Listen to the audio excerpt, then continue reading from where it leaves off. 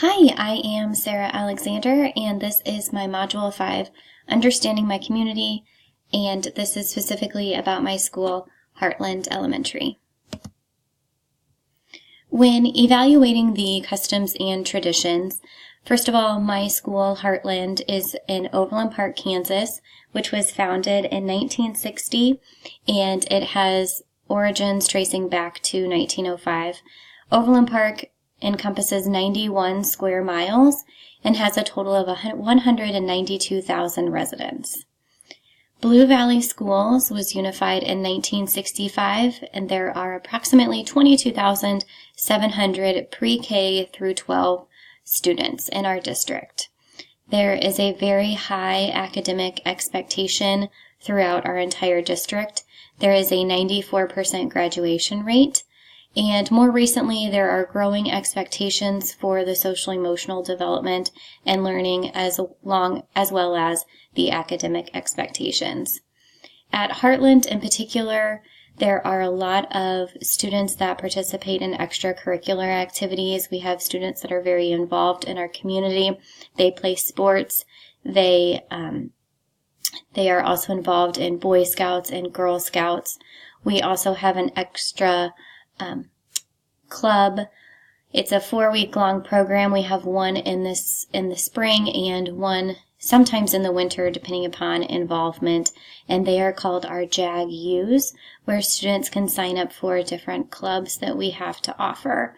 In our building specifically, we have 2 special programs. One is for our ESOL students, and one is our intensive resource program for students with needs such as autism and other high needs.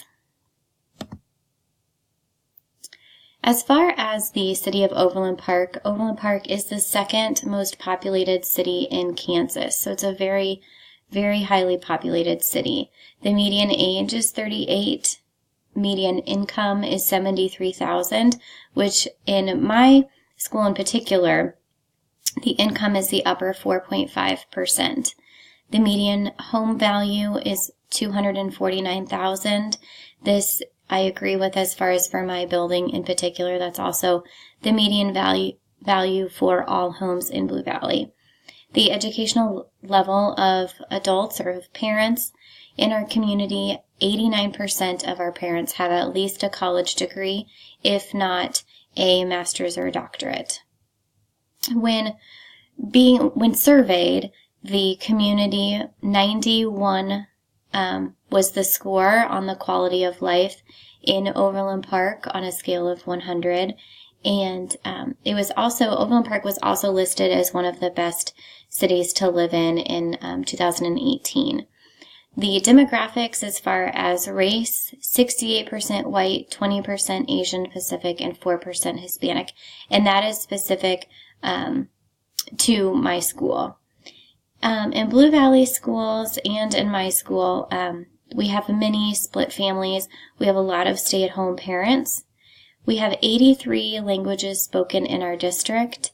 And at our school, I believe we have 70 languages spoken. My school has approximately 400 students. The communication channels for most of our staff and our families include social media, Facebook, Twitter. We are constantly posting on our Twitter accounts. When we go to district events, they're wanting us to post something. And our students also use Seesaw to keep our parents in the loop as far as what they're doing here at our school. Also, we have lots of media as far as TV, news programs. As far as communicating with parents, we typically communicate via email or phone calls. I prefer to make phone calls rather than email, but email is a great way to communicate with parents. We also have a Blackboard account which allows us to send an email, and it will translate it into whatever language we need for our parents. That is something that I love to use when I'm sending out an email to the entire school, to all of our families.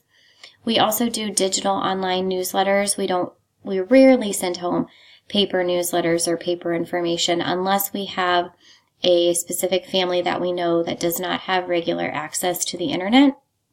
We also have a system that we use called Parent View, and this is just online that allows the parents to check on grades and see how their student is doing. As far as community groups, we have a wide range of community groups. We have something called BV Well, which is Blue Valley, stands for Blue Valley Well. And this program, this group focuses on mental health. They have parenting groups, they have support groups, they have, and they're all related to social emotional needs. We have a Chinese immersion program in our district. We have PTO, we have the school board. We have groups for specific areas, such as groups for parents for gifted children and parents of children with special needs. There are also alternate programs in the district for students, and that can include the kind of like the alternate setting for students, also the CAPS program for students who are ready to kind of dive into that career aspect. And then Church of the Resurrection is a very large church near our school, and they have a lot of different resources also for our families. As far as leadership within the district, it starts with the superintendent, and then there are 5 assistant superintendents. Then we have the Board of Education, which consists of 7 different members. At elementary schools, there is 1 administrator per elementary. At the middle school level, they have 1 principal and 1 assistant. And then at the high school level, 1 principal and 3 assistants. At my school in particular, we just have the 1 administrator. We also have a leadership team, which helps with making those big decisions with our school. They represent each of the different areas within our school, and it gives kind of a voice to every different aspect. Community leaders' characteristics. Our superintendent is relatively new to our district, and he brings with him a passion for social emotional learning, and you can see that in his mission and vision for our district and in all of the initiatives that he is setting forth. And one thing Blue Valley is known for is for making change and trying to be the leader in new changes and new innovations, and we're always looking to grow and develop, and we're very welcoming to change. The community is in agreement with our superintendent as far as the need for social emotional learning. Our Board of Education, they encourage community involvement. They have 8 advisory committees that they look to help make decisions, such as they have a technology committee, student services committee, finance, student activities, and these committees can help them when making those tough decisions, again, so that their voices can be heard. PTO plays a big role. We have a great PTO at my building, and then again with our leadership teams that work together to make decisions for our building and for our students. Public school. Our school is a public school within Blue Valley, and we do receive funding through taxes. There are also a number of donations that are made to Blue Valley. PTO raises a substantial amount of money. It's great.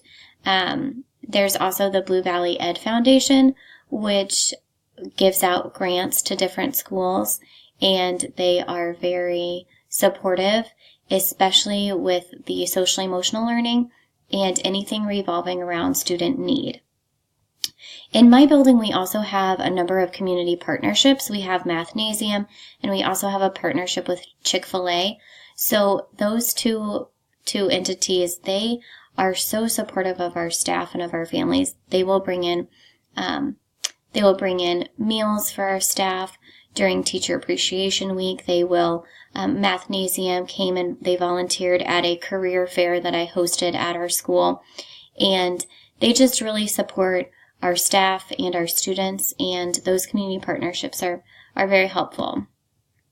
As far as the political structure, we do have a wide range of families that have economic stability and the ability to impact the school, give donations, and some of those families that have those means, they are able to impact a lot of change, and some of that comes with the wealth that they are able to bring. We have a lot of different involvement from the community and from our families. They are extremely involved in education. And also the NEA is very vocal and can have quite a voice. There are some social tensions within my building. While we do have very high SES, we also have a pocket of families that are more of the low SES families, and sometimes that can create a tension. I notice that amongst students, as far as some students are talking about all of the wonderful technologies and things that they have at home, and some other students are not able to have those things, and that can create a tension between the students. Also, because we are an ESOL school, the school boundaries are very tight, and the ESOL students are coming in from different areas that might not be within our school boundaries. And then there have also been some individual situations where students or families are feeling kind of that pressure of the social status, and some situations related to individuals or minorities that are feeling as if they are not part of our school community. Extra sources of information can come from the school district website, our school's website, the City of Overland Park website, and then also information from the school board. The community plays a major role in decision making, both at the district level and at the school levels. Also, families, like I mentioned, are very vocal. We are in a very diverse community, and part of that is related to our ESOL program. And in our community and in our district, we incorporate those multicultural holidays. They are included on all of our calendars. Students are allowed to be absent on those special days, on those holidays. And then we also have a diversity committee in our district. And part of the struggles that come along with being an ESOL school is the communication with parents, making sure we have interpreters at conferences, being able to use Blackboard, like I mentioned, with using a translation of our emails. So those are some of the issues that come about. As far as the power structure, it starts with the superintendent, Board of Education, the families, and the community.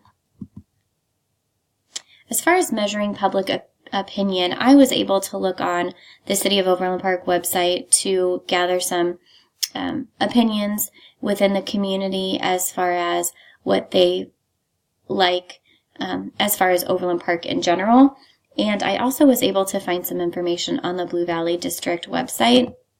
As far as in our building, we have not completed any building level opinion surveys, but individual staff members have surveyed school families as far as their effectiveness in the classroom, but one has not been completed to my knowledge at the building level. But after thinking about this, I think that would be a very beneficial thing for us to do. So I might explore that option a little further.